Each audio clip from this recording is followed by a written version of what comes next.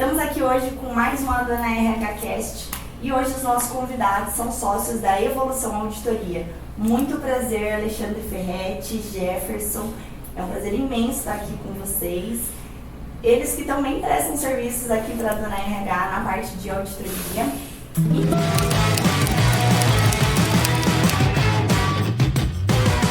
Inicialmente, para a gente começar, eu gostaria que vocês falassem um pouquinho como que surgiu a parceria de vocês, de onde que vocês se conheceram.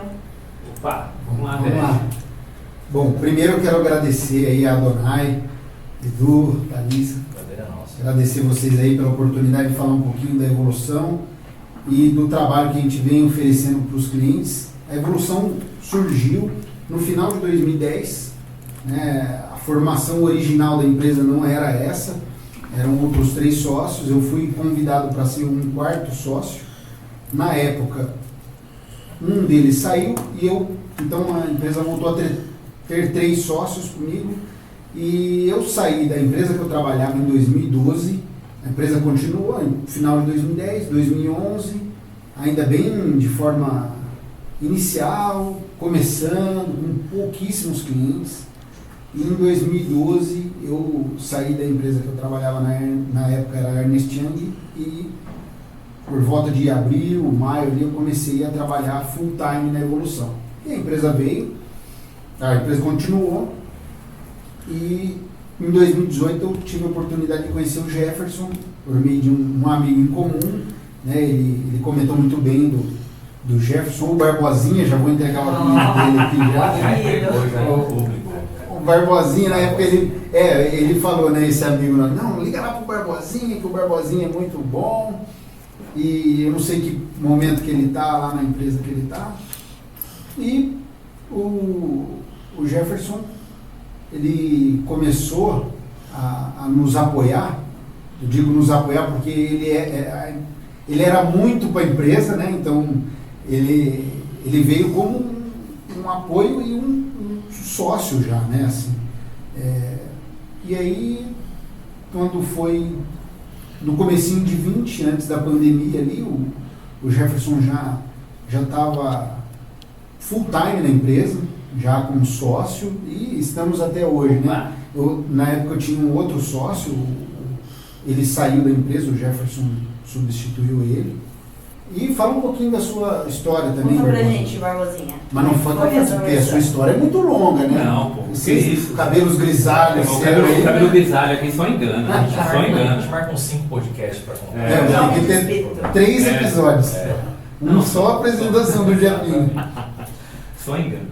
O Ferretti falou aí de um amigo em comum, uma pessoa que trabalhou comigo, né, que nos apresentou, para iniciar essa jornada, né, do empreendedorismo contábil, né, e na parte de consultoria. Eu já tinha passado por empresas de consultoria, né, empresas também no corporativo, grandes empresas multinacionais e nacionais, e aí, né, encontrei o Ferretti para a gente poder se juntar forças aí para oferecer um serviço aí diferenciado para as empresas, naturalmente com foco aí no pequeno, no médio empresário aí, que tem uma dificuldade natural de lidar ali com as suas finanças, entender os números contábeis.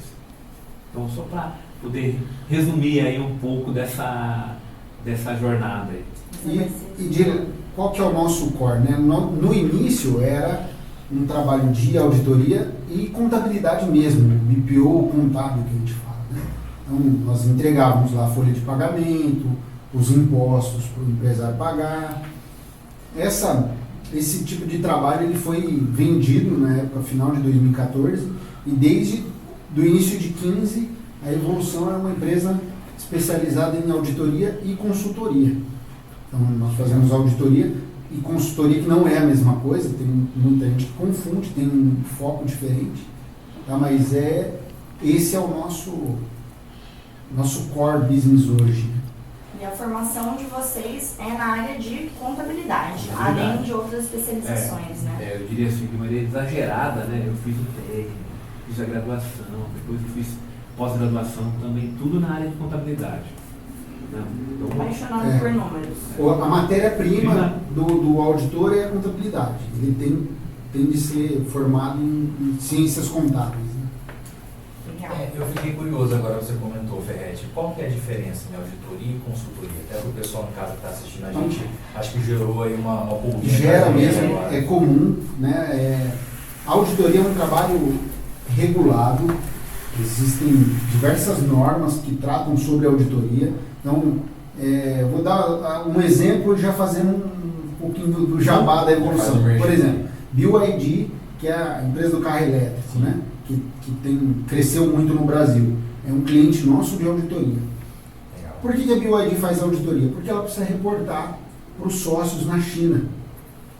Tá? E além de ser uma empresa de grande porte, que por lei ela precisa fazer auditoria. Então, existem diversas outras empresas que por alguma normatização, lei, ou ela é regulada, ela precisa fazer auditoria conforme essas normas, essas regras de auditoria. O objetivo na auditoria é emitir uma opinião sobre as demonstrações financeiras daquela empresa. A consultoria é um trabalho que não tem uma regra, uma lei que fala sobre. É um trabalho mais customizado. Então existem diversas empresas de auditoria e cada uma tem uma metodologia. A Evolução desenvolveu uma metodologia própria dela, né? E o objetivo na consultoria é ajudar o empresário de alguma forma a crescer, a entender os números. Ele pode ter uma consultoria sem necessariamente ter uma auditoria. Pode, com certeza. Ou pode ter os dois. Pode Isso ter é os muito. Se você tem que reportar esses dados para alguém ou não. Então, exatamente, porque a auditoria ela nasce da necessidade de você ter que reportar essa informação para alguém, para um terceiro. Então, imagine nós aqui como pessoas comuns, se comprássemos uma ação de uma empresa, um banco, por exemplo, o Banco do Brasil, ou do Banco Itaú, ou da Petrobras, a gente precisa ter uma segurança de que os gestores que estão lá do outro lado estão fazendo um belo trabalho e que aqueles números representam definitivamente a realidade. Então, o papel da auditoria exerce um serviço importante dentro da economia, né, de prover segurança. Tá? Já o trabalho de consultoria, ele vai permitir ajudar o empreendedor, ao dono de um negócio, a tomar melhores decisões. Então veja, que o fato de você contratar também um consultor não significa que você transferiu a responsabilidade para ele tomar a decisão. A responsabilidade continua sua, você é do empreendedor e dono de um negócio. Agora, naturalmente a gente às vezes tem dúvida, a gente não é especialista de tudo, né, como empreendedor ou como executivo de uma empresa. Então você precisa ter apoio. Então aí entra o trabalho da consultoria, de apoiar você num assunto que você não tem tanto domínio. E no caso de uma empresa que tem franquias, por exemplo, a Dona RH, né, nós temos franquias. No caso, nesse tipo de modelo, seria necessário uma franqueadora gerar um processo de auditoria para as franquias, na parte de análise de crescimento financeiro, como é que estão os indicadores, e aí a franquia necessitar contratar uma consultoria para trazer os dados que a auditoria requer. Perfeito, faz todo sentido. Seria isso? Não, seria isso. Então, legal. Você imaginar que você tem lá um franqueado e ele tem a necessidade de seguir padrões. Exato. Inclusive financeiros. Ou métricas financeiras. E seguir um padrão. Então você. Aí, olha só que interessante, a tua pergunta me dá a oportunidade de dizer que a auditoria, às vezes, ela não está só focada só na questão financeira, ela está muito focada também na questão de padrões, de normas, né? Você pega a parte de qualidade, sim, de processos, riscos. Então a auditoria tem vários viés. E nessa direção é que aí que as grandes empresas, grandes firmas de auditoria criaram os seus braços de consultoria. Porque a gente aprende muito com os clientes. Na hora que você está ali fazendo uma auditoria, você gera um aprendizado, um conhecimento fantástico. Que em certa medida, nos carimba, né, ou nos certifica para ajudar empresários, porque a gente vê muitas decisões sendo tomadas com uma certa qualidade e também, com certeza, muitas decisões sem nenhuma qualidade, levando a empresa, no pior cenário, a quebrar. Com certeza. E vocês enxergam qual que é o melhor momento para o empresário investir em uma consultoria, por exemplo? Você De maturação de empresa. Então vamos lá, sempre é importante ter um trabalho de consultoria, por quê? Porque o que nós costumamos dizer para os clientes é o seguinte: é melhor você caminhar sozinho, né? Faz uma reflexão, é melhor você caminhar sozinho ou caminhar com pessoas, né, profissionais. Então a evolução não é Ferretti e Jefferson. Hoje na empresa nós estamos em 12 pessoas e cada um tem um know-how. Tem gente auditando hoje lá na empresa hospital, hotel e construtora. Na mesma semana. Então, poxa, um know-how muito grande.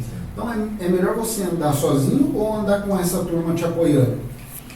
Naturalmente, o cara, quando ele está começando, ele tem restrições de recurso financeiro. O dinheiro que ele tem, ele está aplicando na empresa. Mas é aí que está. É melhor você ter hoje um apoio no começo para te dizer onde gastar o seu dinheiro, porque o papel nosso na consultoria é mapear todo o financeiro da empresa, fazer um DRE caixa, né, e projetar essa grana, projetar esse financeiro, projetar esse caixa. Então, se ele sabe em algum momento que aquele recurso vai ficar escasso, ele precisa tomar algumas ações. E é ali, então, nós não só fornecemos todo esse know-how e esse arcabouço de números, como também seguramos na mão dele e dizemos, não, vamos junto aqui, porque aqui precisa ter um ajuste. Então, hoje nós temos clientes na consultoria que faturam muito pouco, como que praticamente estão começando, são startup. E já possuem um trabalho de consultoria, né, com a evolução, e temos clientes que estão faturando muito mais e querem a evolução para poder manter esse rumo de crescimento, ou para dar novas sugestões de como crescer, né? E para ter... que eles comecem certo para os pequenos, isso, né? Então, assim, respondendo sua pergunta, né? Tá. Quanto mais cedo, melhor. Melhor. Aí, complementando o que o Fred está falando, de fato, assim, há uma dúvida no pequeno empreendedor. Puxa, e agora, será que eu posso contratar uma empresa para me ajudar? Eu digo o seguinte, que ele primeiro ele deveria partir para ouvir a empresa, né, de consultoria que ele queira contratar, para ver como é que ela pode ajudá-lo. Porque assim, de fato, como o Ferretti falou, caminhar sozinho é uma tarefa árdua, né? Você dividir responsabilidade com alguém, tendo alguém para te apoiar, com certeza vai ser muito melhor, né? Mas é natural que o empreendedor tenha dúvidas. Você fala, pô, não tem dinheiro ali para mim, puta, como é que tá? Então, aí por esta razão, às vezes ele tem que, às vezes, tentar uma consultoria, vamos chamar assim, um pouco mais específica, mais customizada para aquela necessidade. E ele vai encontrar empresas, assim como a nossa, que vão, em certa medida, vão poder ajudá-lo. Então, ele não deveria criar uma barreira, né? Hoje ele não pode andar de Mercedes, né? Mas ele pode andar com um carro um pouco mais econômico, ou mesmo de ônibus, mas ele vai poder chegar lá, no destino dele. Então essa é a mensagem que eu deixo pensando nessa pergunta que você está chamando a atenção. Desde o começo, caminhando aos poucos, mas pensando apoiado. no futuro do quão benéfico vai ser esse investimento, né? Que é um investimento. Perfeito. Investimento. É que às vezes ele olha como um gasto. Ele olha como um gasto. Ele olha como uma despesa e não como um Igual o Gerson investimento. falou assim, mas eu não tenho dinheiro nem para mim. Eu vou Isso. investir, eu vou gastar, ou seja, não fala eu vou investir, eu falo eu vou gastar numa empresa que vai me dizer o que fazer. Eu vejo dois pontos, acho que muito importantes, que talvez está na mentalidade de um novo empresário. Primeiro, a autossuficiência. E às vezes ele acha que sabe tudo, acha que pode fazer tudo sozinho, pode conquistar tudo sozinho, então ele não vai atrás de informação. E segundo, a falta de networking. Porque às vezes ele está começando agora no ramo de empresário, ele não tem muitos contatos, e de novo pela autossuficiência, ele quer fazer tudo sozinho. Ele não conhece pessoas, não está no meio de empresários, não convive, né, com outros empresários e não sabe da importância de se ter uma consultoria. E a barreira também principal é que o cara às vezes ele acha que é muito caro. Também. Mas consultoria, né? Existem outras empresas de consultoria também que acabam deixando a desejar por ser muitas vezes um consultor solo e não pega na mão para ajudar o empresário. Então, Quer ver um exemplo prático? O cara fala assim, você precisa fazer um fluxo de caixa. Pô, mas eu sei que eu preciso de um fluxo de caixa. Quando começa? Preciso de alguém para fazer. Pega na mão. Esse é o nosso propósito. É pegar na mão do cara e falar, não abre um Excel novo aqui, não vamos nem abrir um template, não vamos abrir do zero aqui, vamos fazer novo. Para mostrar para o cara como é que faz. Outra coisa relevante, assim, é você transferir conhecimento. Então, no trabalho de consultoria, quando você está interagindo com o consultor, você está, em certa medida, está assimilando conhecimento também. Porque aquela pessoa, aquele consultor, traz com ele uma bagagem. Né? E isso tem um valor. Né? Então, você, como um pequeno empreendedor, como um pequeno empresário, tem que dar valor a esse aspecto. E vale ressaltar aquele dado, né, que a maioria das empresas quebram nos primeiros anos justamente por uma questão de gestão financeira. Infelizmente, poucas sobrevivem nos primeiros anos por um ponto importantíssimo que a gente está tratando aqui, né? É isso mesmo. Quebra, porque o empresário está habituado a olhar o aplicativo do banco, ele vê lá que tem dinheiro, só que o que acontece em novembro? Primeira parcela no 13º. Dezembro, segunda. Né? Normalmente esse cara ele mistura o financeiro pessoal da empresa. Em janeiro tem uma série de impostos para pagar na pessoa física, ele já paga tudo pela jurídica e daqui a pouco aquele saldo que ele tinha no aplicativo já está negativo e aí é ladeira abaixo. E o que vocês acham dessa transação que não é o correto, mas a gente sabe que é muito comum? Paga da pessoa física, conta da jurídica e vice-versa, mistura. Quando você vê, ele está tirando dinheiro da empresa para pagar aluguel. O que vocês falam sobre isso? Vamos pensar o seguinte, isso de fato acontece. Não é algo que a gente dá para retirar da raiz do problema, que isso não vai acontecer. O que vai?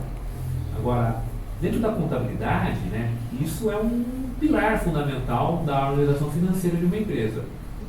Há algum problema o dono de um negócio retirar dinheiro para pagar alguma despesa, em certa medida, a empresa é minha, eu faço o dinheiro o que eu quiser.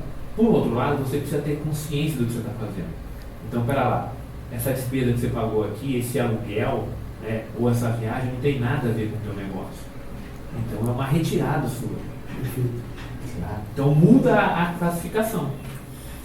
Na verdade, assim, acontece muito, né? O pequeno, então, a maioria mistura. É difícil você ver o pequeno empresário que ele separa o prolabore, transfere lá para a conta pessoa física dele, paga tudo da empresa pela jurídica e ele se vira com aquele prolabore. É muito difícil. A maioria mistura. E na consultoria, uma das primeiras coisas que a gente faz, porque quando a gente já faz ali o DRE Caixa, a gente classifica como distribuição, que é o que o Jefferson comentou. E ali vem a primeira surpresa. Não, mas eu não, normalmente, eu não tiro nada para mim. Vai aparecer. Não tira nada mesmo, né? Porque paga tudo pela pessoa jurídica. Então é até interessante você comentar isso, porque assim, e a pergunta de vocês, porque quando a gente olha e começa a classificar esse tipo de transação, e o empresário tem essa, nem sei quanto que eu ganho na empresa. Aí a gente olha para ele e fala, tá aqui, olha quanto você retirou. Mas isso fica, né? Aí ele começa a ter noção do nível de remuneração. Né? E é muito difícil, assim, para o pequeno empreendedor, no primeiro momento, ele pensar o seguinte, puxa vida, se ele está tirando ali R$2.000, vamos pegar um exemplo aqui, e de retirada, mas ele está tirando outras coisas, pagando pela empresa, na hora que você soma essas outras coisas, você vai descobrir que ele não está tirando R$2.000, ele está tirando 10. Então o nível de remuneração dele é maior. E às vezes a empresa está até, sem nenhum problema, está conseguindo pagar aquilo. Só que aquilo está se misturando com o negócio. E você perde, como empreendedor, como tomador de decisão, a capacidade de olhar para que despesa que eu posso reduzir. Porque aquela despesa não é da empresa, aquela despesa é do dono do negócio, é dele. É do E CPF. uma bola de neve, inclusive quando tem sócios envolvidos ainda. Não, tá, aí é um é problema. Aí é pior. Aí é pior porque você, dentro da figura entre sócios assim, você pode gerar até ali um rompimento dessa relação de sociedade. Porque é difícil metrificar ali, quer dizer, com uma consultoria não, né? Mas se ele não tem uma consultoria, quanto que pagou para cada um?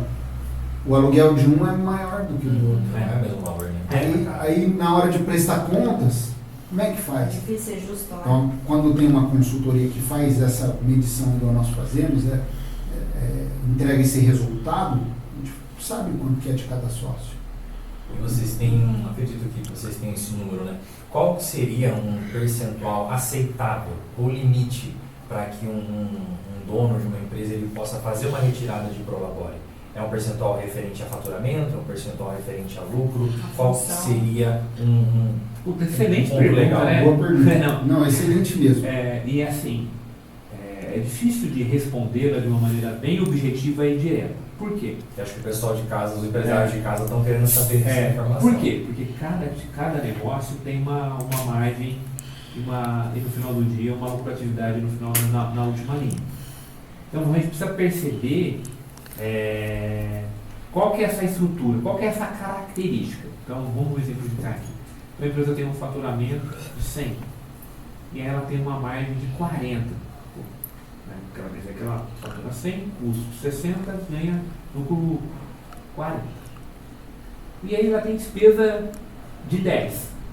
40 menos 10 está sobrando 30.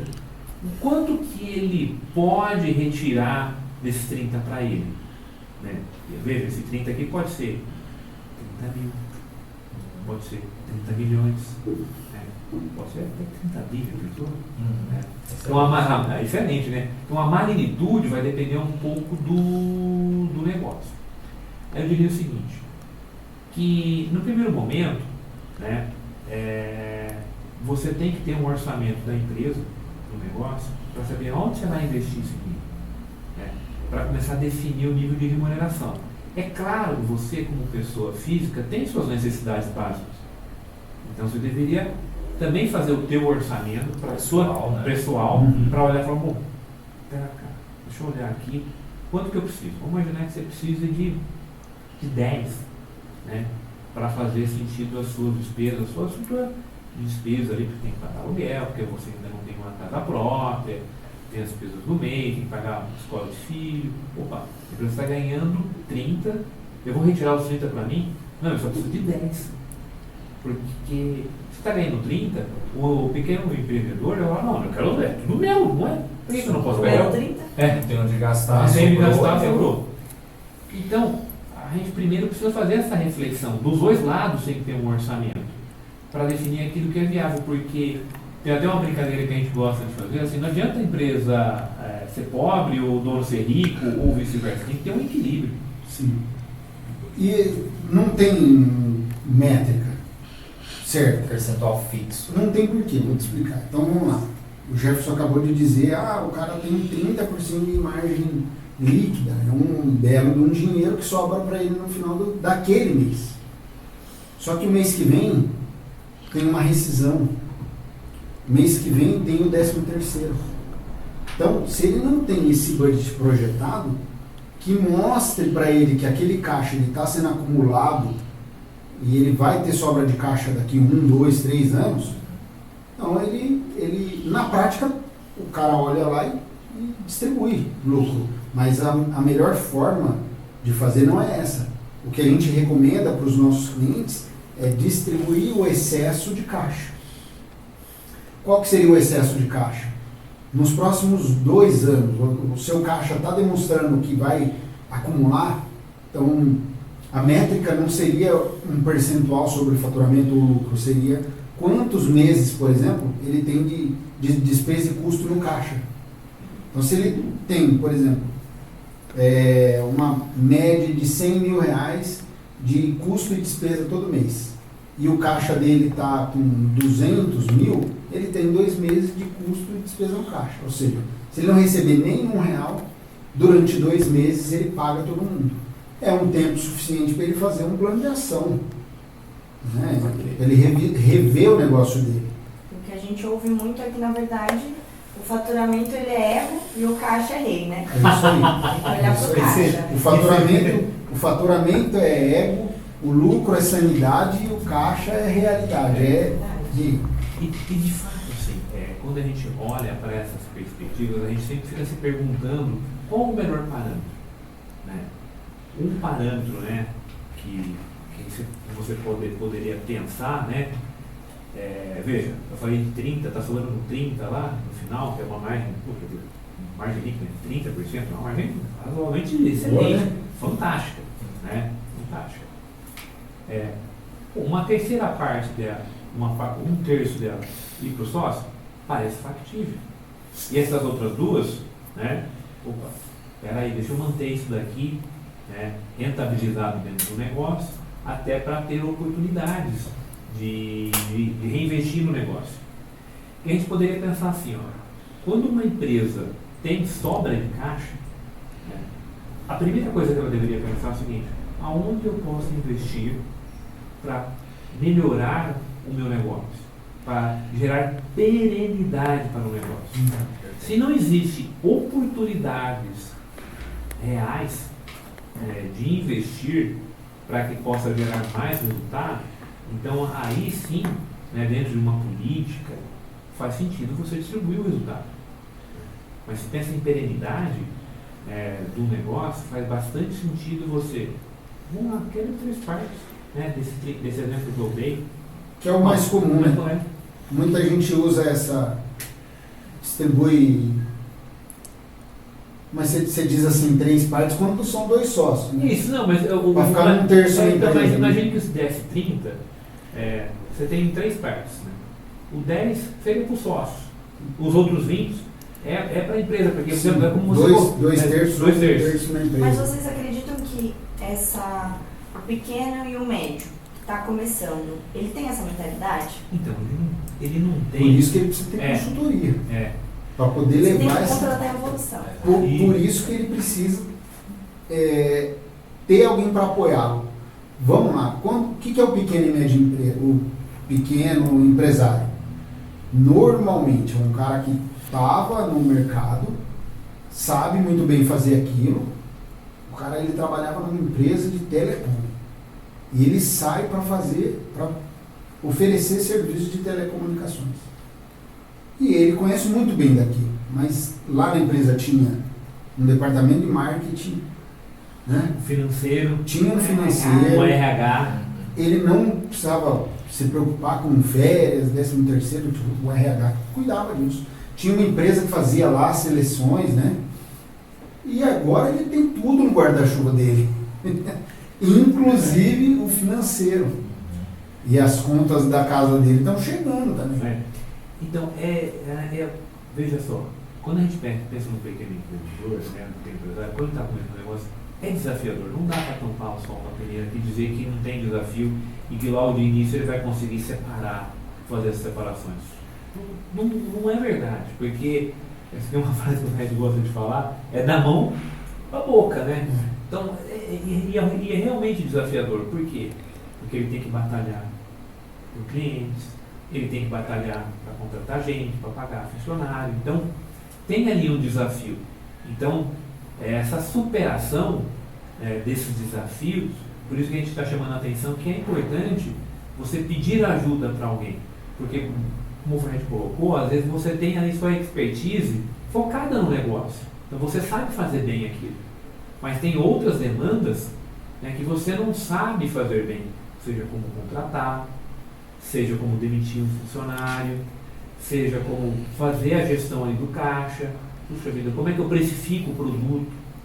Né? É bastante coisa, né? Tem bastante coisa. Mas é bastante. É bastante. E é normal que o negócio se perca ali no início por conta disso, porque o cara vê às vezes um belo dinheiro entrar e ele muda o padrão de vida dele.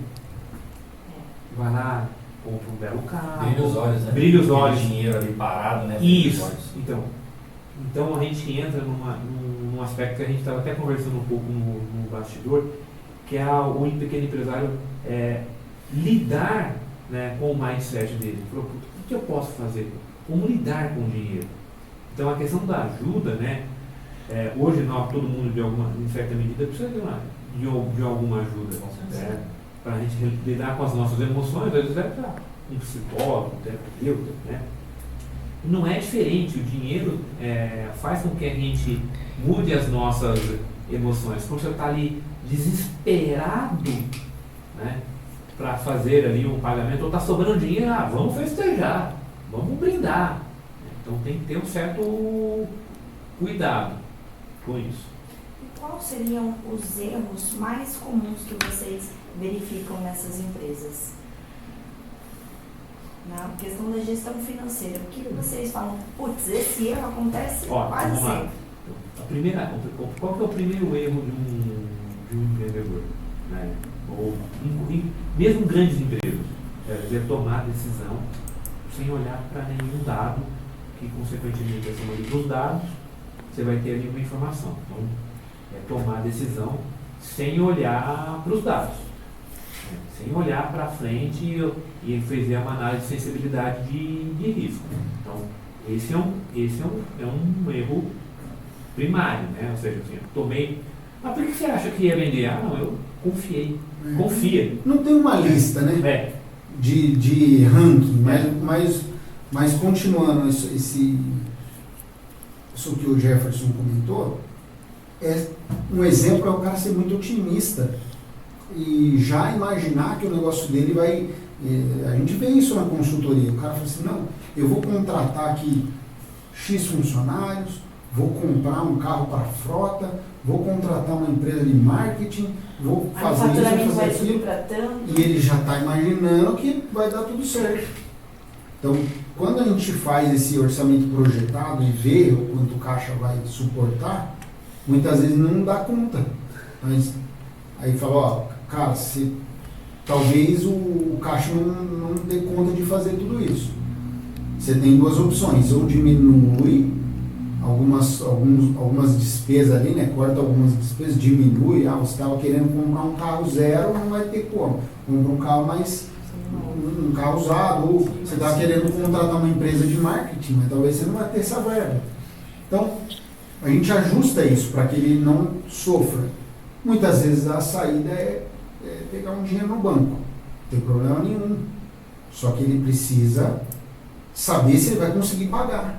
E existe algum sinal de alerta para ele conseguir identificar de que o negócio está desandando financeiramente falando? Então, vamos lá.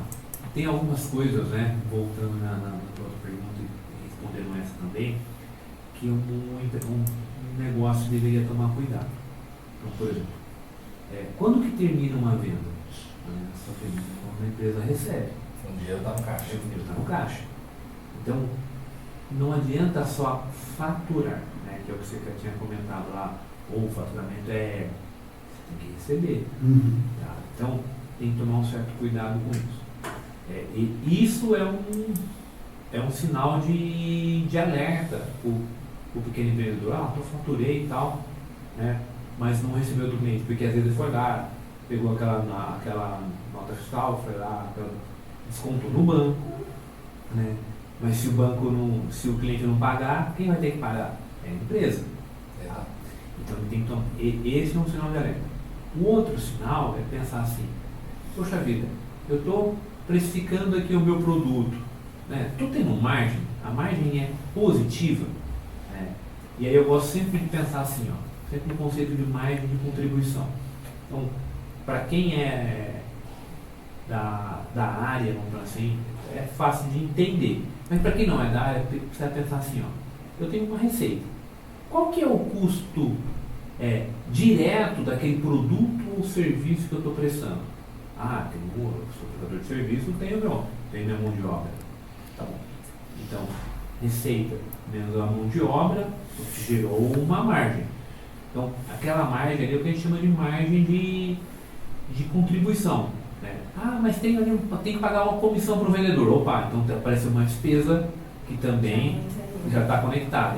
Então a sua margem de contribuição é o conceito de receita menos custo, né, e despesas variáveis. Mas por que isso, Jefferson? Porque quando você olha a margem de contribuição, se ela é positiva, ela tem que ser positiva. Se ela é positiva, quanto mais volume você conseguir gerar de negócio, vai aumentando a tua capacidade de pagar despesas fixas. E se você está ali gerando negócio com às vezes uma margem muito pequena, né, você não vai conseguir pagar suas despesas fixas. É o que a gente chama lá na nossa consultoria, montar ali um ponto de equilíbrio. Então você precisa conhecer qual é, você precisa acordar de manhã e entender o seguinte: quanto que eu preciso vender hoje? Exatamente. Esse é um sinal. Se o cara não sabe quanto ele tem, Esse número, né? se ele não sabe o ponto de equilíbrio, é um sinal que o negócio pode estar desandando. Quanto que eu preciso vender hoje? Puxa vida, não vendi nada. Dia 23, ou seja, estamos indo para o final do mês já. Então, e aí o empreendedor ele precisa ter essa percepção de quanto que ele precisa vender em cada dia, se é um serviço, se é um produto, para que ele possa acumular um resultado positivo para pagar as despesas fixas. Então ali que elas vão existir se ele vender ou não vender nada. Qual que é o custo de aquisição do cliente? Perfeito? A gente está falando um pouco sobre indicadores, mas algo que me chama muita atenção seria o seguinte: imagina um pequeno empresário que começou agora, né, começou a faturar, e ele ainda não tem muita noção de como fazer uma projeção financeira, né? Como que eu vou estar daqui a um ano, daqui a 2 anos, qual que seria um período mínimo que o empresário precisaria analisar o seu faturamento, a sua margem, para ele falar assim: olha, nos 3 primeiros meses de operação eu tive um crescimento de X% mês a mês, aí fechou um trimestre. Aí ele já deve analisar e esperar mais 3 meses para analisar o próximo trimestre. Qual que é a frequência que ele tem que analisar para saber se realmente o negócio dele está dando resultado? Essa questão da frequência, eu diria assim, e pensando num negócio que está começando, eu vou brincar contigo que a frequência até deveria, em alguns casos, deveria ser diária. Diária. Sabe por quê? Porque senão você pode estar saindo da rota, né? E aí, como é que foi a semana? Conseguiu colocar alguma proposta? Passou 2 semanas. Puxa vida, eu não consegui nada. Então você precisa ter gatilhos, olhar para alguns indicadores para que você possa ter a capacidade de tomar decisão e mudar a rota do teu negócio. Porque do negócio mais estável, olhar em 3 meses, como você estava comentando, faz bastante sentido. Do negócio que está começando, é muito tempo. É muito tempo. Ele precisa ter um microgerenciamento. Na consultoria, quando nós estamos começando, a gente faz essa pergunta para o empresário. Diz: olha, fala aqui algumas 4, 5 coisas aí da rotina do seu dia a dia que você faz todo dia, assim, rotina. Aí normalmente, eu abro o meu Outlook, vejo meus e-mails, respondo meus e-mails, aí quase nunca tem olhar para o caixa. Quando a gente fala olhar para o caixa, pode ser literal mesmo, abrir o aplicativo do banco, ver quanto que ele recebeu, quanto que ele pagou, né? Ou entrar no sistema. Hoje tem uma porrada de sistema aí, cara. Não é igual antigamente, que era caro. Hoje está fácil. Então, você consegue ter aí, principalmente se tiver uma consultoria para te apoiar na implantação, você consegue ter isso fácil, de ir lá, clicar, está conciliado o dia anterior, você sabe o seu resultado. Aí tendo indicadores, como o Jefferson comentou, de ponto de equilíbrio, margem, meta de faturamento. Puxa.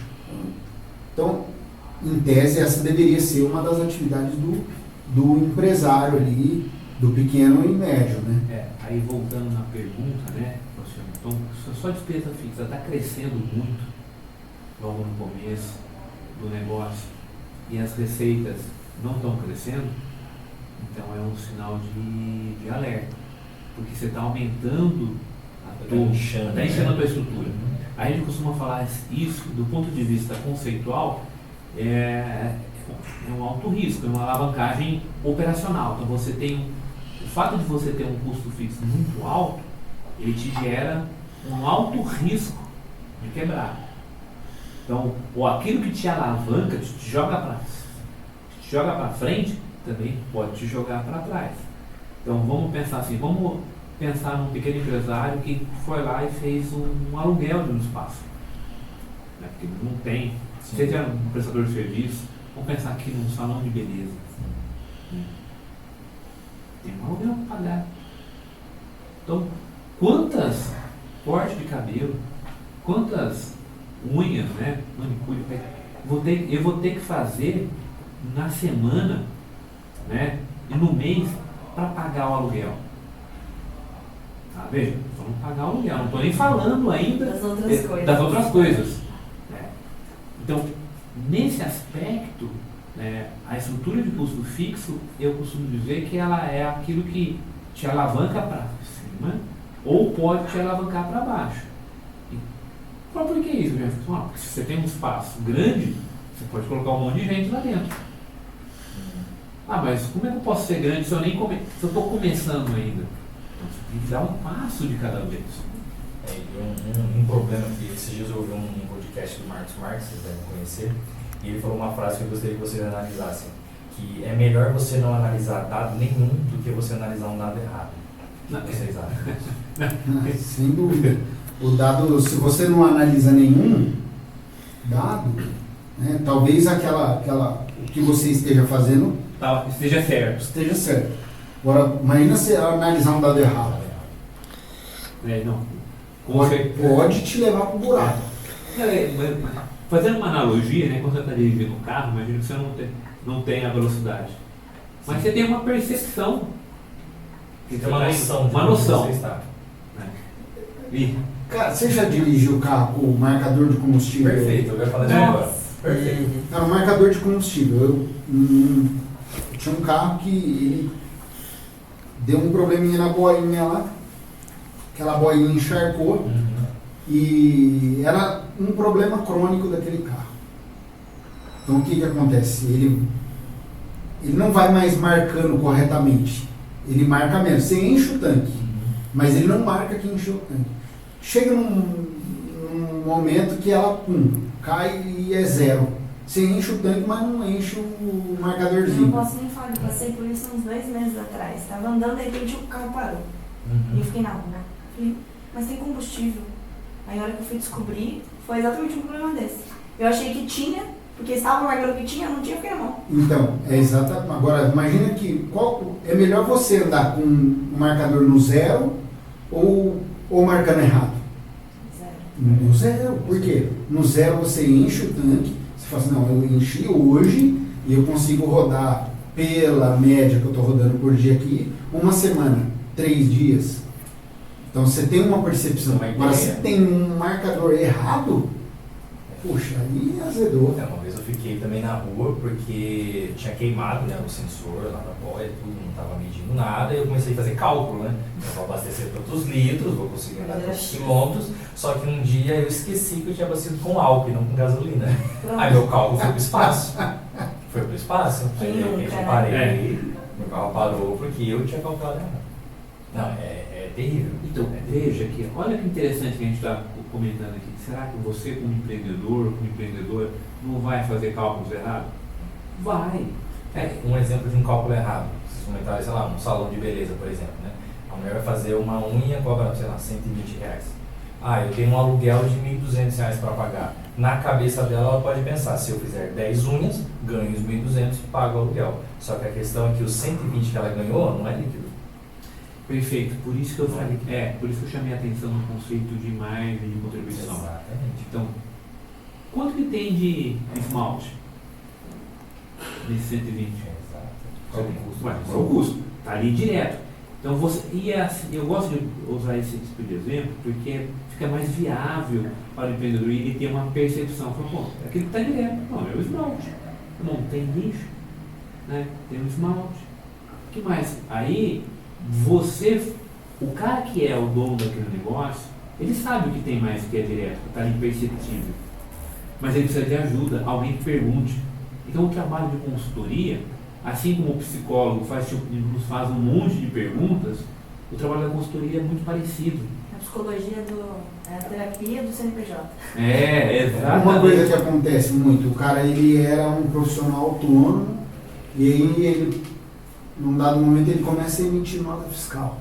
O negócio dele cresceu ali, ele tem alguns clientes que exigem nota fiscal. Se ele não reprecificar e Exato. não Vai mudar. colocar o imposto na conta, ele vai começar a vender sem margem, ou com menos margem. Ótimo exemplo. E para uma empresa começar a aumentar o seu lucro, ela deve começar em aumentando as vendas ou diminuindo a despesa? Os dois. Os dois. Os dois. O Barbosa comentou aqui uma coisa que é importantíssima. Conforme você aumenta o faturamento, aquele custo fixo seu é diluindo. Isso para serviço aplica muito. Legal. Então você tem, vamos pegar aqui na Dona RH, uma recepcionista ou duas. Dobrando o faturamento, não tem necessidade de ter mais duas. É o mesmo tanto. Talvez vai ter que organizar melhor a agenda. Não vai ter necessidade de ter mais um contador. Não vai ter necessidade, de repente, de aumentar o financeiro, o time do financeiro. O marketing talvez não tenha necessidade de dobrar. Ela dobra o faturamento, mas não dobra as despesas fixas. E é nesse sentido você aumenta a margem. Né? Mas eu digo os dois porque custo, a gente brinca que custo e despesa é igual unha, você tem que estar cortando e aparando todo. Por quê? É natural, cara. E tem empresa que funcionário é igual coelho. Começa a brotar. Se o cara não ficar em cima ali. Você nem conhece as pessoas com quem você Cara, trabalha. se a empresa tinha 10, daqui a pouco tem 20 funcionários. A dona é bom, né? Recruta mais. Mas, cara, é natural. Quem vai te pedir um apoio ali, o encarregado, ele tem uma percepção de trabalho. Mas se o empreendedor, ali, o empresário não tiver uma métrica para saber quando ele precisa contratar, ele pode contratar errado. Então por isso que eu digo que são os dois. Ele tem que aumentar o faturamento e cuidar do nível de despesa e custo. Volto a dizer da consultoria. Por que o nosso trabalho é legal, né? Porque a gente tem uma percepção de custo e despesa de diversos segmentos. Então, chega um cliente novo, eu já falo, esse cara aqui é 7, 8% de despesa administrativa. Se ele chega na DRE e mostra 12, e eu olho, 12, tem alguma coisa aqui. E deve trocar muita figurinha com outros cases também, até de segmentos diferentes. Sim, É o local, né? Despesa comercial, cara, sua despesa comercial está muito alta, o que está pegando aqui? Né? Custo, margem líquida, essa margem não condiz com a margem do segmento. Esse negócio aqui está... Então, sabe assim, os dois, ele tem que cuidar do faturamento. Olhar para os dois lados, né? Não só focar só em vendas e esquecer as despesas, mas também não só pensar em cortar gasto e não aumentar a Então, veja só, quando você falou de outra pergunta que você tinha falado de indicadores, né? Então, a gente está olhando aqui numa perspectiva financeira, né? E é importante olhar também para uma perspectiva não financeira.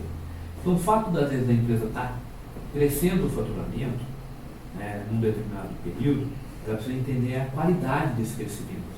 Né? Qual é o número de clientes? Né? Será que eu estou, às vezes, eu cresci o faturamento, mas eu estou concentrado num cliente só? Se acontecer alguma coisa com aquele meu cliente, eu posso quebrar. Quantos por cento representa, né, o cliente e o faturamento daquela empresa? Né? Outra coisa são percepções, vamos falar assim, mais qualitativas. Qual é o nível de satisfação do teu cliente? Porque eu posso ter tido um faturamento fantástico no ano anterior, né, mas a custo de uma baixa satisfação do cliente. Então o cliente comprou porque estava ali numa condição favorável de preço, né, e você estava ali com uma estrutura um pouco mais enxuta e conseguiu fazer um preço um pouco melhor, faturou, ganhou dinheiro, só que o nível de satisfação do cliente ficou lá embaixo. A entrega foi ruim. Significa que você não vai conseguir repetir esse resultado. Tá? Então a gente deveria olhar também para indicadores não financeiros. Tá? Porque todo número, por trás dele tem uma história. Tá? Então a habilidade, né, de olhar para os números e compreender a história, né, está no fato de você sentar com o dono do negócio, compreender como os negócios são feitos, coletar dados não financeiros, seja de volume, seja a satisfação do cliente, o nível de reclamação. O cara entrava no Reclame Aqui, você vê lá, está toda hora, a empresa está em primeiro lugar. É complicado. É complicado. Então, veja que a gente precisa olhar ter uma visão mais holística do todo do negócio. Eu posso estar com um caixa bom, mas posso também ter indicadores não financeiros complicados. Então, eu queria qualitativo. Então, eu queria chamar a atenção para esse aspecto. Até pensando na Donai, como é que está o nível de satisfação dos funcionários? Então, você está faturando, está indo bem, está vendo a rentabilidade do negócio, mas o nível de satisfação está baixo. E aí o funcionário, na hora que ele vê uma oportunidade nova, ele vai embora. Aí quebrou a tua estrutura de recorrência de prestação de serviço. Então, perceba que a gente precisa ter... São vários fatores. Então, não dá para cravar unicamente num único indicador, mas a gente precisa ter uma visão do todo. Vocês acham que em algum momento a empresa tem que parar de vender para colocar a casa em ordem? Ou não? Troca o pneu com o carro andando? Olha, eu não gosto dessa pergunta porque eu sou comercial. E Para agora, mim tem que parar de vender. A Thalys já pode, vem com esse negócio de parar de vender. Veja, qual que é a sua opinião? Não, então vamos lá. Vamos pensar o seguinte: a venda é um combustível, é o oxigênio de uma empresa. Parar de vender é algo muito drástico. Por outro lado, a empresa pode escolher as suas vendas. Legal. Às vezes está muito aberto o leque. Isso. Talvez seja o momento de dar uma... Você pode escolher suas vendas. Poxa vida. Então, vou brincar com vocês aqui. Já que a gente está na época política, estava conversando outro dia com alguns amigos contadores, e eles falaram assim, esse ano a gente não quis prestar nenhum serviço de prestação de contas para político.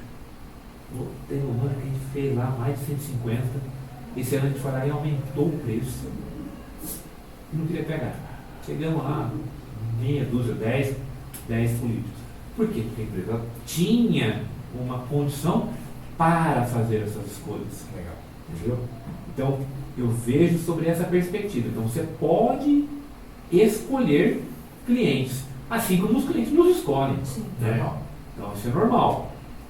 Para que você seja bem remunerado. Mas não dá para falar assim, olha, para de vender. Eu diria o seguinte, olha que há um tempo atrás, para não dizer lá 2020, todo mundo sofreu com isso. E aí começou os problemas a aparecerem. Entrou a pandemia, muita gente viu a venda chegar a zero. E nessa hora, quando chega a zero, o cara começa a perceber, vai ter um monte de despesa aqui, o que é isso aqui? Por que está acontecendo? Então, o lado do teu comentário, a gente olhar para uma outra perspectiva, de parar de vender, é para refletir o seguinte, poxa vida, por que eu tenho tudo isso daqui? De fato, esses custos que eu tenho, essas despesas aqui, estão me ajudando a obter receita? Então, mas aí é uma ação um pouco mais radical. Eu não recomendaria a ninguém deixar de vender. Deixar de vender. Legal, mas eu foco de escolher a venda. Num determinado momento, numa determinada situação, você pode ter de parar de vender ou escolher as vendas, igual o Barbosa comentou, quando? Por uma questão de fluxo de caixa e capital de giro. Então, em alguns negócios, você depende de uma injeção muito grande de capital antes. Então, vou dar um exemplo. Empresa que vende, empresa de proteína, carne. Então, ela precisa comprar o boi, engordar, fazer o abate, desossa e vender. Então, perceba que o ciclo financeiro ele não é casado. Você não compra o estoque, vende e recebe quase que na mesma época que você paga o seu fornecedor. O ciclo financeiro é um dos indicadores principais que a gente gosta de usar, porque ele mede essa distância do capital de giro. Então, se você compra o estoque, vende e recebe do seu cliente muito próximo do pagamento do fornecedor, isso é o melhor cenário. Sim. Significa que você está trabalhando com o dinheiro do seu fornecedor. Agora, numa situação dessa em que você precisa comprar matéria-prima, fabricar, processar para vender, para depois receber, você precisa de uma injeção de capital de giro antes. E aí sim, talvez você tenha de escolher. Por causa do tempo do recebimento para poder pagar. Porque você precisa ter dinheiro. Porque senão... Porque às vezes você vai vender e vai receber daquele cliente 3 meses Você tá- depois, 4 meses depois. Você está vendendo e está tendo de se capitalizar, por exemplo, no banco. Então, mas esse exemplo que a gente colocou é bem interessante para a gente pensar assim, eu posso ter um negócio que ele, eu compro uma determinada mercadoria, há necessidade de eu transformá-la, eu beneficiá-la, para depois eu conseguir vender. Né? E nisso que o Ferretti colocou nesse exemplo, eu posso ter um problema grande, que é um aumento do custo da matéria-prima. Então eu fui lá, pactuei uma compra, principalmente quando a gente fala em commodities, né? Proteína, Sim, né? sim. Commodity é padrão, isso aí. Fui lá e pactuei uma compra. Tá bom. Combinei uma compra aqui de uma determinada matéria-prima por 10. E, na sequência, fui fazer venda. Estou comprando por 10, vou vender aqui por 20. Nossa, fantástico, né? O dobro, né? Sim. Qualquer empresário está consciente disso. Claro, isso vai dar dinheiro. Só que a forma como isso aqui está negociado, né, a forma como você vai pagar, né, mesmo que você tenha prazo, ele esteja vinculado ao comportamento daquele preço da commodity. Então, na hora que eu pagar, daqui a, sei lá, 30 dias ou 45 dias, o preço que eu vou pagar já variou. Puta, de repente, comeu toda a minha margem. Então, qual é o raciocínio lógico, né, que o empresário, o empreendedor, a empreendedora tem que fazer? Eu tenho que olhar eu tenho que entender definitivamente do negócio e como é que ele vai acontecer do ponto de vista de organização financeira também. Porque não faz muito sentido eu pagar antecipado, ou quase tudo antecipado, né, para depois eu vender com um belo de um prazo. Para você poder fazer isso, você tem que ter um belo capital de giro. Então tem um caixa ali, colchão bem seguro. Então às vezes eu ouço, né, a gente tem clientes que alguns empreendedores, não, Jefferson, mas a margem aqui é melhor. Pô, beleza, eu concordo que a margem é melhor. Você vai comprar mais barato, pagando à vista. Mas seus clientes vão te pagar à vista? Às vezes não é hora de você ficar descapitalizado, de queimar tudo ali. Por mais que a margem seja boa, isso, por mais que a margem seja boa, né, vai te trazer uma pressão no teu caixa. Aí, olha como é que a ciranda pode gerar, você pode gerar em falso. Bom, comprei matéria-prima à vista. Aí agora eu estou com a pressão porque eu tenho que vender o estoque. Aí chega um cara, me pede desconto, eu vou lá e dou. Vem outro, pede desconto, eu vou lá e dou. A margem que você esperava já está indo para o vinagre, já está queimando. Até é interessante pensar, né? Por que vira vinagre, né? Era um vinho bom, né? Vira vinagre, né? Vira a expressão, né? Porque ficou ruim. Então, você tem que tomar cuidado. E quando pensar no negócio, né, você tem que fazer reflexões. Então, de novo, a importância da consultoria. De você estar ali com um cara, às vezes de fora do teu negócio, para você refletir sobre ele. Para ver se as coisas estão fazendo sentido. Estão fazendo sentido. Está fazendo sentido? Comprar à vista? Não, está fazendo sentido porque eu tenho uma venda garantida aqui com uma margem de 60%. Ok. E o cara vai me pagar à vista. Legal. O Ferretti uma hora comentou de, se você tem um dinheiro parado no caixa, aquele dinheiro ele absorve 2 meses dos seus custos, legal. Existe alguma métrica fixa para o empresário, assim, quanto que eu tenho que ter no caixa para me garantir por quanto tempo? Eu, particularmente, já li que uma pessoa física precisa ter pelo menos uns 6 meses de reserva de emergência, um autônomo pelo menos uns 12 meses, né? Porque se der errado ele vai atrás do negócio. Mas um empresário, ele tem que ter um período, eu tenho que ter no caixa 12 meses, 24 meses parado para me dar um suporte. Vamos fazer uma analogia com essas referências que você colocou, para a gente pensar juntos aqui. Então, por que a gente fala que uma pessoa física deveria ter caixa para 6 meses? Né? Porque, teoricamente, é o tempo que ele leva para ser recontratado num outro negócio, um outro emprego. Tem gente que leva mais, tem gente que leva menos, mas essa é uma média, uma métrica. Agora, quando a gente olha para um Que negócio... também é bem difícil falar a verdade para muita gente. Tem muita gente que fala, 6 meses, tá de brincadeira, né? É a famosa reserva de emergência. Mas é o ideal. O ideal é o que a gente prega também para nós como pessoa física e na empresa para a turma lá. A gente fala, tenha uma grana e tal, mas é muito difícil para muita gente. Eu diria que assim, é sempre desafiador, né? Porque quando você olha para um negócio, pensar assim, o quanto que ele deveria ter de caixa para ele passar por um período de turbulência, é difícil você quantificar em meses. Parece assim, se você pensar em 3 meses, 6 meses, né, ou tudo acima de 3 meses, me parece razoável. Né? Se eu tenho uma reserva que ela vai durar 3 meses, né, porque você pode até pensar o seguinte, passou o segundo mês e a coisa não está virando, você fecha o negócio, então você tem mais um mês para fechar. Imaginando que o negócio não vai para frente. Sim. Né? Então eu diria assim, que tudo que for acima de 3 meses está fantástico, né? Porque tem empresa que vai ter muito mais do que isso, porque ela tem uma capacidade de geração de caixa fantástica, tem uma capacidade de poupança também fantástica.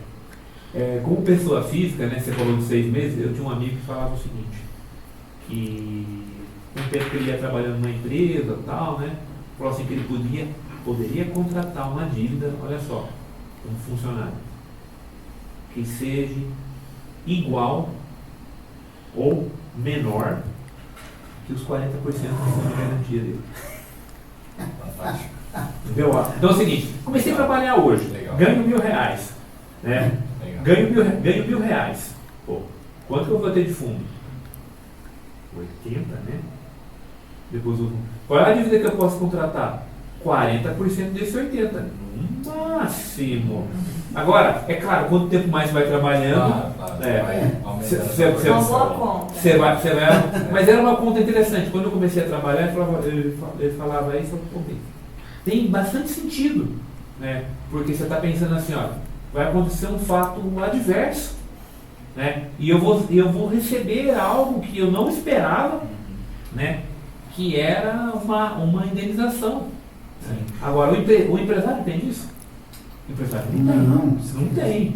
Então ele não tem esse, vamos falar assim, esse benefício. Ele pode ter um seguro para uma situação de lucros cessantes, que ele vai ter que contratar. Então veja que o negócio, na medida em que ele vai ficando mais complexo, vai ganhando outras dimensões, outros produtos financeiros são necessários. Sim. E o dinheiro em caixa, ele te dá a oportunidade de você abrir novos negócios, né? Vocês estavam conversando agora, eu pensei naquela situação da famosa locadora. Imagina para quem tinha uma locadora de vídeo, de filmes, de repente de um dia para o outro mudou para tudo online. Então imagina uma pessoa que ela não acompanha o mercado, porque isso é você acompanhar a evolução do seu negócio, né? A evolução do seu segmento. Uma pessoa que às vezes ela não tinha um caixa, e de um dia para o outro ela teve que se desfazer do seu local físico, de tudo que ele tinha, porque agora migrou tudo para online.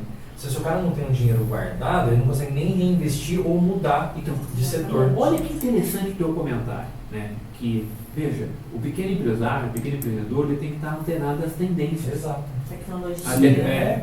Para onde está indo o negócio? Isso, para onde ele está indo.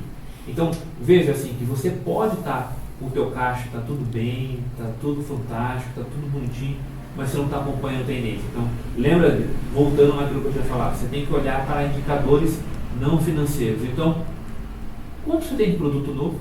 Quanto você fatura com produto novo? Uhum. Né? Dependendo do negócio, ele tem alguma patente, você conseguiu registrar alguma patente.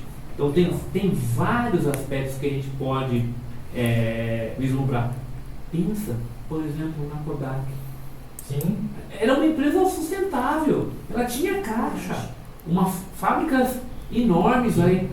Ela deixou passar aqui na frente dela um negócio de celular, de gravação de vídeo. Foi ela que desenvolveu a tecnologia, estava na frente dela. Por que ela não deu foco? Porque o foco dela era vender filme. Só. Ela tinha rentabilidade? Tinha. E aí você vê. Pode falar. E vocês acreditam assim, pensando nesse know-how, nessa visão, trazendo para a nossa realidade, como a gente já citou, o empresário, ele tem que ser gestor, ele às vezes está no operacional, é financeiro, é RH.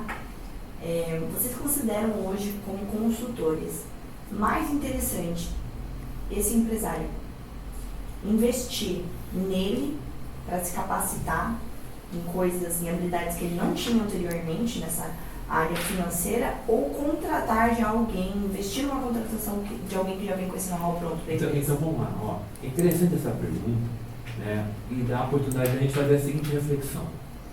É claro que para nós aqui, como consultores, seria muito mais fácil se eu responder assim para você. Não, ele contrata a gente resolve o problema dele. Por outro lado, né, é importante que ele tenha um nível de conhecimento em determinados assuntos para que ele possa avaliar se aquele consultor de fato está ajudando. Então, você ficar refém. Isso. Quem sabe?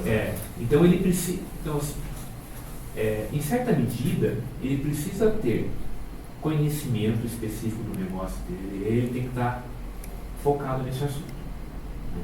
Mas ele precisa desenvolver outras habilidades para que ele possa ter parceiros bons.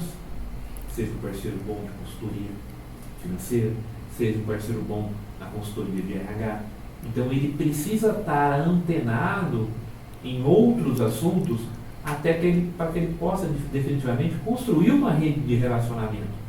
Então ele não pode ser uma pessoa míope, focada num único assunto. Ele tem que estar focado no negócio. Mas do ponto de vista de conhecimento, conhecimento nunca é perdido. Mas o Eduardo fez quando você falou da métrica, queria voltar e vai chegar nesse ponto. 6 meses pessoa física, beleza, aí já está batido, primo rico fala disso, todo mundo fala disso. Para empresa, para aquele cara lá que está 3 meses de caixa, 6, é impossível. Não é impossível, é possível, claro. O pequeno e médio é muito difícil. O que a gente recomenda no dia a dia? Cara, se você quer distribuir lucro, distribua o excesso de pelo menos 2 ou 3 meses de caixa. Então, distribuição, ele vai... Quanto que eu tenho de ponto de equilíbrio? 200 mil? Então ele tem que ter 400 de caixa. 100 mil? 200 de caixa. Então, ponto de equilíbrio dele. Todo mês ele gasta. Ele tem custos e despesas na casa de 100 mil, ele precisa ter 200 de caixa. E distribuir esse excedente, só distribuir o excedente. Tá? Agora, vamos lá. E aí ele tem alguns pontos. O Barbosa comentou aqui, eu preciso desenvolver novas tecnologias. Né? Quanto que você vai destinar desse investimento? Então você pode pegar e dizer, não, então eu vou distribuir o excedente de um X de caixa, só que uma parte desse excedente eu vou reinvestir. Legal. Então imagina que ele tem lá 250 mil reais de caixa e 200 são os 2 meses de despesa e custo fixo. Então ele pega e fala, não, então esse excedente eu vou desenvolver um sistema novo, eu vou investir em alguma coisa para poder me atualizar, para poder saber, no caso da Kodak, o que é a próxima tecnologia. Então, provavelmente, os caras estavam focados no dia a dia e esqueceram de olhar o que era a próxima tecnologia. No caso da locadora,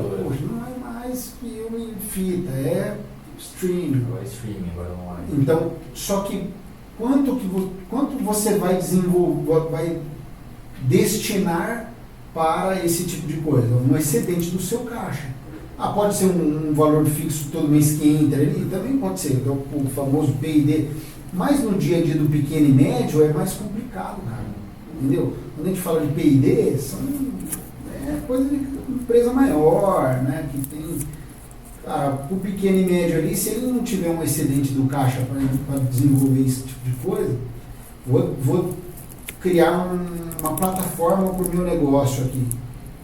De repente, o dia a dia do seu negócio não vai bancar isso. Você tem que destinar um dinheiro do seu excedente de caixa. Olha que interessante que, nesse seu comentário, olha o que a gente pode pegar. Então, o pequeno empreendedor, ele tem desafios. Né? Hoje eu diria o seguinte, uma pequena empresa hoje tem um nome bonito de startup. Tá? Sim, e vários estilos, né? Vários estilos. Né? Tem vários estilos. Então, estou começando um pequeno negócio, ela é uma startup. E faz sentido, porque ela está começando. Então, fazendo a tradução literal da palavra em inglês, ela está começando. Poxa vida, quando você está começando, você precisa de ajuda. Seja de ajuda de alguém que tem capital. Então, se você tem uma boa ideia como empreendedor ou como uma empreendedora, você tem que colocar aquela ideia no papel, né? E pedir ajuda para outras pessoas. Por isso que tem a figura do investidor anjo. Sim. Né? Então, olha só, assim, se o cara ele sozinho ele não tem capacidade, então o fato de pedir ajuda para uma consultoria, seja de RH, seja da área financeira, por que não se estruturar num plano de negócio? Porque a nossa conversa começou hoje, chamando a atenção que o pequeno empreendedor quebra fácil nos primeiros anos. Por quê? Porque ele não montou um plano de negócio.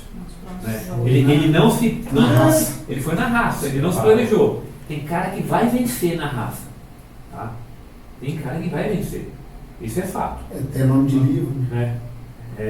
O Benchimol da XP tem o livro dele que chama Na Raça. Na Raça. Então o cara lê aquele livro, pô, vai dar certo para mim também. Se deu certo o Benchimol, vai dar certo para Não é para todo. Não é? Então, qual que é a probabilidade? Qual é o número de empresas que quebram no começo? É muito alto. É claro que vai ter gente que vai sobreviver. É fato. Né? Agora, se eu tiver a capacidade de pensar no negócio, colocar as ideias no papel, estruturar, planejar, por que eu não posso chamar ajuda, pedir ajuda para um, para outro, inclusive até de um investidor anjo? Né? Eu diria o seguinte, na nossa economia tem um monte de gente que quer colocar dinheiro em alguns negócios, mas ninguém apresenta uma oportunidade. Mas agora, tem que ter como a gente costuma falar, tem que ter um pitch fantástico, né? Não é? E tem que ter os números na cabeça, tem que ter ali a coisa organizada. Tem que ter um estudo de viabilidade. Por isso que quando chama a atenção de que tipo de habilidade que o empreendedor deveria ter, então as habilidades comerciais, as habilidades financeiras, ele não pode negligenciá-las ou terceirizá-las completamente. Ele precisa ter um nível de conhecimento que o permita avaliar se aquele consultor de RH, se aquele consultor financeiro, né, se aquilo que o investidor anjo está pedindo para ele, né, numa perspectiva jurídica até, é razoável. Então, porque conhecimento é poder, né? Isso. Então, assim, veja que alguém pode até brincar assim, ó, que do ponto de vista lógico, as coisas têm uma lógica. Faz sentido, né? Então eu preciso olhar para isso. Então o empreendedor ele não pode negligenciar, vamos falar assim, o acesso ao conhecimento, terceirizar tudo. E respondendo a sua pergunta, né, de ele investir nele mesmo, com certeza ele precisa investir nele mesmo. Né? Só que ele precisa usar informação. O que é muito comum é um cara que estuda demais e usa de menos. Então ele precisa ir atrás do conhecimento e pôr a mão na massa. Então, Né? quanto ele vai aplicar aqui? Não adianta o cara estuda um assunto aleatório, né, ao negócio. Putz. Faz Então sentido, eu costumo dizer assim, ó, estude o que você vai usar. Entendeu? Vou estudar um assunto X, mas no caso vai usar isso no dia a dia. Certo, se for um hobby, cara, estude se você for usar. Não, isso que você está falando tem bastante sentido, porque assim, ó, quando você estuda algo que você está aplicando, primeiro que você vai consolidar aquele conhecimento. Na prática. Na prática. Exato. Então faz muito sentido. Agora, você está querendo estudar para relaxar, para destressar, aí é outros 500, né? Então você não vai achar que Vai fazer tricô. isso, Exato. Não, isso vai mas- para outra coisa. Não, exatamente, vai. Tem cara que aprende a fazer cerveja, né? Aprende fotografia. É, Cara, tem uma série De hobbies. de hobby. É. Vai estudar hobby. Então, mas tem gente que transforma o hobby, tem uma capacidade de transformar o hobby, aquele num negócio. Sim. Entendeu? Então é uma mente mais visionária. Isso, né? então, mas isso está na característica da pessoa. Então, assim, ó, eu vou usar isso aqui para transformar isso aqui num produto, um serviço. E a gente não precisa. O cara que é empreendedor, isso é natural para ele. Sim. Né? Perfeito. Para nós, assim, às vezes a gente que atua no nosso empreendedorismo, vamos chamar assim, na nossa área, talvez a gente não tenha tanta criatividade como alguns empreendedores têm. Falando, puxa vida, tem a ideia de criar um localizador, né, para saber os caminhos. Pô, o cara que teve essa ideia foi fantástico, né? Pensar que ele não, antes do cara ter essa ideia, teve uma empresa que comprou um monte de satélites que queria mapear tudo. Exato. Gastou bilhões. Aí o cara só teve a ideia de desenvolver o aplicativo e terceirizou para todo mundo aqui. Então todo mundo começou a usar bendito do Waze. Sim. Então, É a revolução que deu, né? isso. Então, aqui eu só estou sendo provocativo e dizer o seguinte: tem pessoas que têm ideias fantásticas, mas às vezes falta coragem Tem de pessoas colocá-las no que papel. fazem. Isso. Então, mas isso é característica. Como ser humano, né, a gente tem que conhecer as nossas características, as nossas habilidades. Né? E você, Jefferson, que está no meio acadêmico como professor universitário, o que você enxerga dessa nova geração de empreendedores? Porque muda muito de décadas para cá. Como é que está essa galera hoje que está entrando no mercado tanto para trabalhar quanto para empreender? Como é que está a mentalidade deles atualmente? Veja assim, ó, quando você fala de mentalidade, eles estão vendo aí em alguns momentos situações ali de oceano azul, né? Porque puta, ninguém está explorando aquele assunto, né? Por um outro lado, né, do ponto de vista de formação dessas pessoas, desses profissionais que estão chegando, tem algumas coisas, tem algumas habilidades que eles precisam refletir, né? Como, por exemplo, algo que poucos de nós aqui, quando estavam começando a carreira, começou a pensar. Programação. Todo mundo falava antes, se falar uma ou duas línguas. Né? Hoje já está se falando assim, isso aí já não precisa falar mais. É o mínimo, é o básico. É básico. Agora todos falando assim, você precisa aprender a programar. Puxa vida, mas todo mundo. Então, por quê? Porque se a tecnologia está aí, a inteligência artificial está aí, na minha visão, nada mais é do que estatística pura, né? Então, para quem não gosta de estatística, tem que começar a gostar. Tá? Legal. Inteligência artificial é estatística, né? Matemática. Então, você tem que pensar a programar. Por quê? Porque há uma necessidade grande de você ter informação rápida, né? E disponível na tua mão. Então, com certeza vão ter aí outros negócios e nos próximos anos a gente vai falar, poxa vida, não tinha pensado nisso. Né? Então, eu diria assim, tem gente que está vindo aí com boas ideias. Tá? Legal. Só para a gente estar caminhando já para finalizar e para a gente dar uma cutucada agora, quem lida melhor com o dinheiro, homem ou mulher? Agora eu quero ver. A gente vai ser polêmico. Ó, interessante, né? Acho que até tem um aspecto curioso, né? Então, assim, a mulher, né, na raiz histórica, de ser ali o comando da casa, ela começou a desenvolver habilidades que teoricamente a habilita melhor para lidar com o dinheiro. Né? Então, teoricamente, vamos pensar assim, ó, teoricamente o homem tem a responsabilidade de gerar ali o caixa, mas se ele não tiver um freio de mão ali, a mulher fala, não, vou administrar, põe dinheiro nisso, põe aquilo, assim, ou a história fala, eu sei fazer, eu sei. Então, eu diria assim, por habilidades, né, a mulher tende a ter melhor capacidade de administrar o dinheiro. Curiosamente, quando a gente entra para o mercado financeiro, né, aí a natural fala, mas pô, já tem um monte de homem que trabalha no mercado financeiro. Tem, né, mas estou falando de habilidades. Né? Então, eu diria assim, até vocês, eu diria que o pessoal da Donai RH aí pode até confirmar ou desconfirmar o que eu estou falando. Mulher, praticamente, nessa empresa. A gente lida muito com análise de comportamento, né? É um dos focos, assim, um know-how muito forte da Donai RH, que é lidar com o comportamento humano, saber analisar e tudo mais. Hoje a gente entende que existem perfis que têm mais características, né? São mais propensos a serem mais detalhistas, mais organizados, outros já são um pouco mais avoados, né? Não lidam muito bem com essa parte de gestão. Então hoje a gente aqui pela Donai RH não bate muito o martelo para falar assim, não, é a mulher. Homem e mulher, tipo, a gente tá ou é o comportamento. homem, porque é comportamento.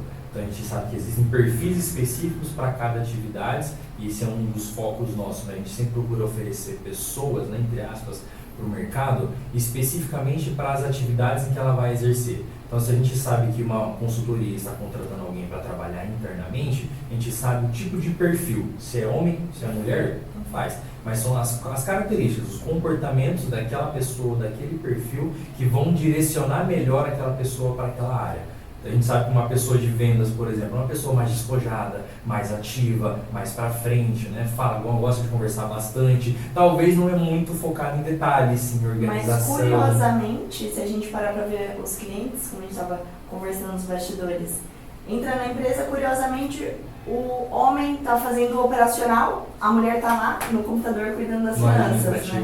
É o que a gente vê muito. Isso.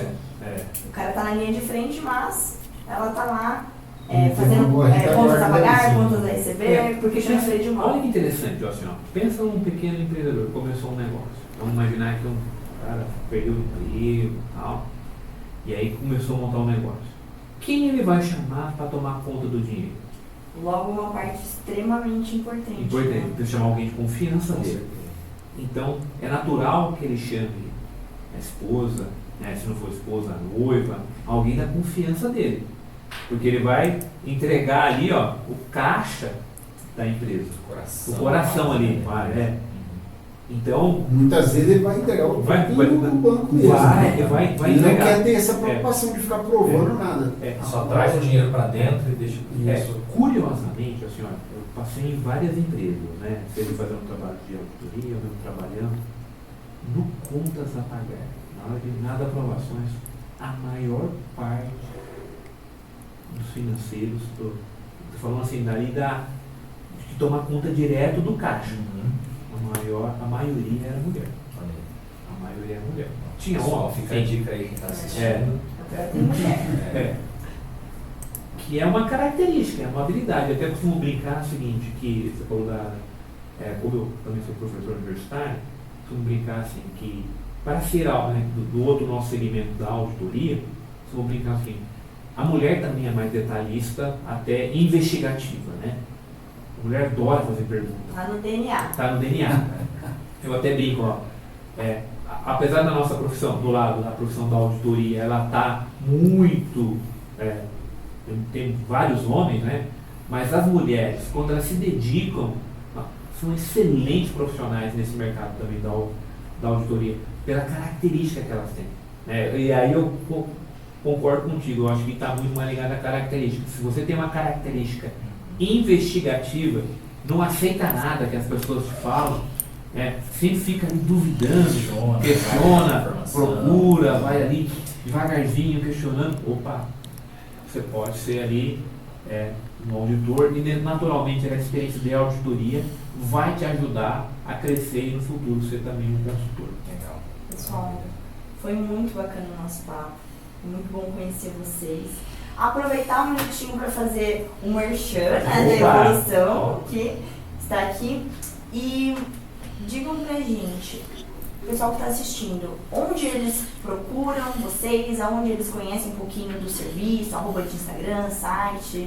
Começa aí, Ferrete. Onde você está? Eu estou no Instagram como Ferrete Evolução, A gente vai colocar na edição. Facebook também. Estou no LinkedIn como Alexandre Ferrete.